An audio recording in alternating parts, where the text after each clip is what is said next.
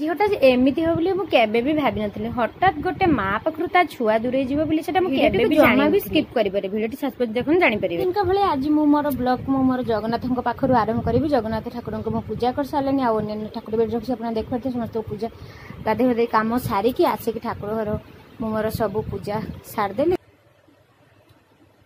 मो ठाकुर घर तो मत बहुत सुंदर लगे ठाकुर मान फूल चंदन सजी सारापर आपण मन को केमती लगे ठाकुर मत निश्चय जनइबे तापर मुझे जाकि मो रोसईबास सब सारदेली भात डाली आउ पतुआ सबू किसी मो रोसईबास सारदे सारी सारापर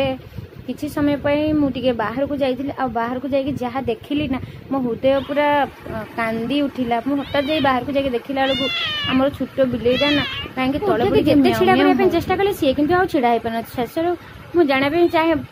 पाइली जमी तार गोड़ दीटा भांगी जाइए कंबर पाखर से मुझे जिते उठुची से उठुनी आ खाली मियाँ मियाँ मियाँ मियाँ होगी माँ को खोजुचु सतरे बिले सहित एमती केमती है आमे भी जानीपारूनी हठात तार एमती कहीं के जानी होगला ताकू देखी ना मोर मन तो भारी दुख है मत बहुत कांद लगिला एत कांद लगिला जे भगवान कहीं को ए पशुजंतु मान को जन्म दियंती आ दे सारी कहीं एत कष्ट दियंती तापर पुणी मो भाणीजी आसिक तुलसी पत्र दे पार्टी डलदार रस आकू ना से बहुत माने